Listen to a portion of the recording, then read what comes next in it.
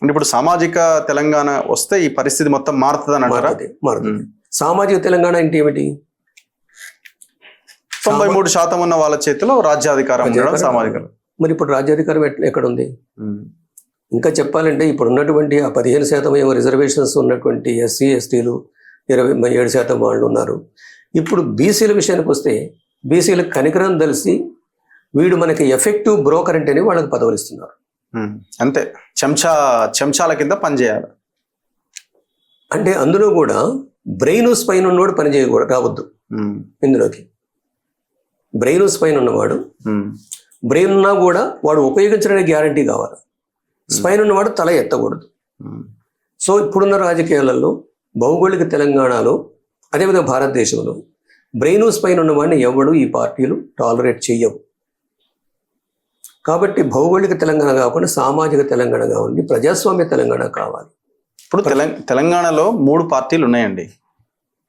BRS ఉంది ప్రధాన ప్రతిపక్షంగా, కాంగ్రెస్ ఉంది పవర్లో, బీజేపీ ఇంకో వైపున మాది కూడా అధికారంలోకి వస్తామని వాళ్ళు తహతహలాడుతున్నారు.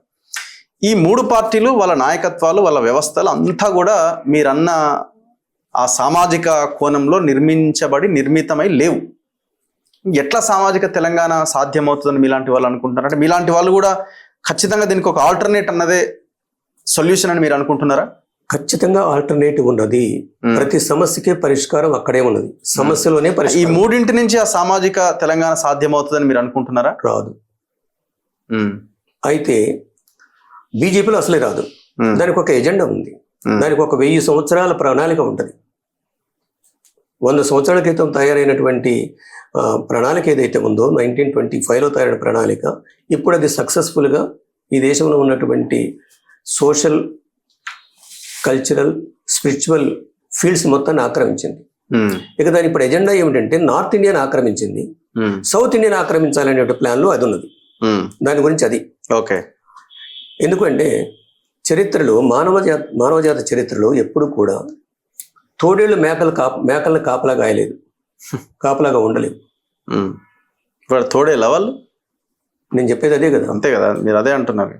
నేను చాలా క్లియర్గా చెప్పాను. ఇప్పుడే కాదు, 2015 ఆ ప్రాంతంలో నాగర్ కర్నూలు మీటింగ్లోనే చెప్పాను, తోడేళ్ళు మేకలకు కాపలా కాస్తాయా అని. నేను ఆర్టికల్ కూడా రాసిన ఆంధ్రజ్యోతిలో.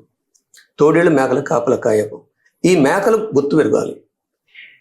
మేకలు ఏం చేస్తున్నాయి? ఒక తోడేళ్ళు నమ్ముతున్నాయి. ఈ తోడేళ్ళు కొంచెం బెటర్ కదా ఆ తోడేళ్ళు కన్నా అని చెప్పేసి. తోడేళ్ళ లక్షణం ఏంటి? మేకలు తినడమే కదా, గొర్రెల మేకలు తినడమే కదా. అల్టిమేట్ గా ఒకరోజు అటు ఇటు తినడమే. మానవజాతి చరిత్ర మొత్తం కూడా ఇదే. తోడేళ్ళు మేకలకి ఎప్పుడూ కాపలా కాయలేదు. కాబట్టి బీజేపీ పార్టీ అనేది ఈ ప్రజలకు ముర్ము గారిని తీసుకొచ్చి అక్కడ పెట్టారు, లేకపోతే కోవింద్ని తీసుకొచ్చి ప్రెసిడెంట్ చేశారు, లేదంటే ఇక్కడ బీసీలకి ఏదో పంచి పెడుతున్నారు. This all bogus. ప్రధానమంత్రి బీసీ అసలు అది పెద్ద అపవాదు. దీంట్లో పెద్ద పెద్ద మేధావులు కూడా రాశారు, బీసీ ప్రధానమంత్రి అని మేధావులు కూడా రాశారు. పేరు చెప్పరు కానీ మేధావులు కూడా రాశారు. యాక్చువల్గా మోడీ షాలు మార్వాడీలకును బ్రాహ్మణ్స్కి మధ్యన ఉన్నటువంటి కులాలు అవి. బ్రాహ్మణిజంలో ఉన్నట్టు ఒక సెట్టు వ్యాపారం సైడ్ తిరిగింది వాళ్ళ ధర్మానికి వ్యతిరేకంగా. బ్రాహ్మణ్స్ వ్యాపారం చేయకూడదు కదా వాళ్ళ ధర్మం ప్రకారం, మనుస్మృతి ప్రకారం. ధర్మానికి వ్యతిరేకంగా వాళ్ళు చేశారు. కాబట్టి వీళ్ళు మోడీ బీసీ ప్రధాని అని చెప్పడం అనేది పెద్ద బోగస్. లేని రైల్వే స్టేషన్లో ఛాయ్ అమ్మటం అనేది కూడా పెద్ద బోగస్. లేని డిగ్రీలు కూడా ఆపాదించడం పెద్ద బోగస్. అంటే దీనికి నేను ఒక విషయం చెప్పాలి మీకు. నేను ఒక దగ్గర ఒక మీటింగ్లో కూడా చెప్పాను, పబ్లిక్ మీటింగ్. అంటే వీళ్ళు నోబెల్ ప్రైజ్కి అప్లై చేస్తారు ఇద్దరు. ఎవరిద్దరు చెప్తాను.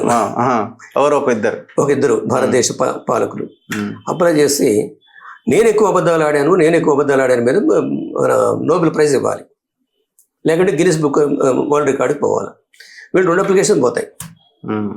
వాళ్ళకి అర్థం కాలేదు ఎవడు ఎక్కువ అబద్ధాలు ఆడుతున్నాడు వీళ్ళల్లో, ఎవరికి ఇవ్వాలి ఈ ప్రైజ్ అనేది. మీ ఇద్దరు తెలుసుకొని పోమని చెప్తారు. సరే మన ఇద్దరు శిరసాగం చేసుకుంటే ఉంటాడు. ఈ మధ్యలో ట్రంప్ దొరుకుతాడు. నేను మీ అందరికన్నా ఎక్కువ అబద్ధాలు చెప్తాను కదా, నాకు కూడా కావాలి భాగం అంటారు. వీడు ఆ సిచ్యువేషన్లో ఉన్నారు. ఇప్పుడు మీరు కాంగ్రెస్ నమ్ముతున్నారా? నేనా? డాక్టర్ గోపీనాథ్ అంటే ఈయన రాహుల్ గాంధీకి దగ్గరగా ఉంటారు, కాంగ్రెస్ మనిషి, బీజేపీ మీద విషం చిమ్మడమే వీళ్ళ పని, అందుకే ఇప్పుడు తెలంగాణలో కూడా కాంగ్రెస్ కి అసోసియేట్ అయి ఉన్నారు వీళ్ళంతా. అయితే సో ఇక్కడ మళ్ళీ దొరలు సామాజిక తెలంగాణ అనే అంశం ఎక్కడిది?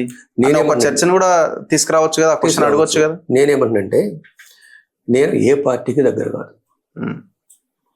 నేను అంటే ఒక 2 విషపాములు ఉన్నాయి, నేను 3 విషపాములు ఉన్నాయి అనుకుంటాను. ఒకటి లేచి నువ్వు అసలు దాని జోలి పోకపోయినా కూడా బుసలు కొట్టేసి నిన్ను నరుకుతుంది, నిన్ను కాటేస్తుంది, చంపుతుంది. ఇది ఒక పాము. ఇంకొక పాము నేను జరిపోతున్నా, నా దగ్గర విషం లేదని చెప్తుంది. అది కరిసినా కూడా సెప్టిక్ అయిపోయి పర్సన్ చచ్చిపోతాడు. ఇంకొక పాము నిద్రపోతా ఉంది, దాన్ని తాగితేనే అది కరుస్తుంది. కాబట్టి నేను ఈ 3 పాముల మధ్యన మోసగించే పాముని నమ్మను, బుసలు కొట్టే పాముని అసలే నమ్మను. దాన్ని నెత్తి మీద బండరాయి వేద్దాం అనుకుంటా, నిద్రపోతున్న పామును కొంచెం నిద్రపోనిద్దాం అనుకుంటా, అంతే.